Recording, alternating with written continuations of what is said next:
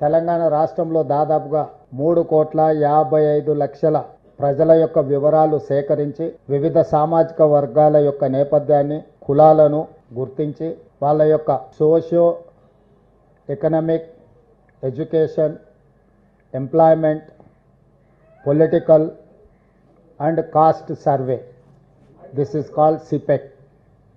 ఈ సర్వేని పూర్తి చేసుకొని తెలంగాణ రాష్ట్ర ప్రభుత్వం శాసనసభలో, క్యాబినెట్లో 2 చట్టాలను చేసి కేంద్ర ప్రభుత్వ ఆమోదానికి పంపించడం జరిగింది.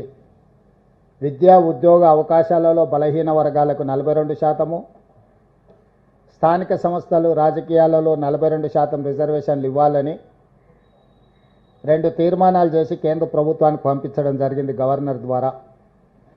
కేంద్ర ప్రభుత్వం, తెలంగాణ రాష్ట్ర ప్రభుత్వం పంపించిన విద్యా ఉద్యోగ అవకాశాలకు సంబంధించిన 42% రిజర్వేషన్ల చట్టాన్ని, అదేవిధంగా స్థానిక సంస్థలలో రాజకీయ రిజర్వేషన్ల చట్టాన్ని ఆమోదించకుండా తాత్సారం చేస్తుంది. ఈ మధ్యకాలంలో తెలంగాణ రాష్ట్ర హైకోర్టు స్పష్టంగా ఆదేశాలు ఇచ్చింది. 90 రోజుల్లో స్థానిక సంస్థల ఎన్నికలను నిర్వహించాలి.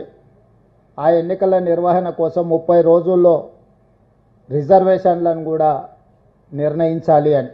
ఈ నేపథ్యంలో కేంద్ర ప్రభుత్వానికి మేము పంపించిన బిల్లుల యొక్క ఆమోదం కోసం తెలంగాణ రాష్ట్ర ప్రభుత్వం తరఫున, కాంగ్రెస్ పార్టీ తరఫున మా మంత్రివర్గ సహచరులు, పార్లమెంట్ సభ్యులు కలిసి లోక్సభలో ప్రధాన ప్రతిపక్ష నాయకుడైన శ్రీ రాహుల్ గాంధీ గారిని, రాజ్యసభలో ప్రధాన ప్రతిపక్ష నాయకుడైన శ్రీ మల్లికార్జున్ ఖర్గే గారిని కలిసి కేంద్ర ప్రభుత్వం మీద ఒత్తిడి తీసుకొచ్చి తెలంగాణ రాష్ట్ర ప్రభుత్వం యొక్క బిల్లుల ఆమోదం కోసం పార్లమెంటులో కేంద్ర ప్రభుత్వం మీద ఒత్తిడి చేయడానికి విజ్ఞప్తి చేయాలని చెప్పి ఈరోజు కేంద్ర ప్రభుత్వం మీద ఒత్తిడి కోసం తెలంగాణ రాష్ట్ర ప్రభుత్వం తరఫున మేము ఇక్కడికి రావడం జరిగింది.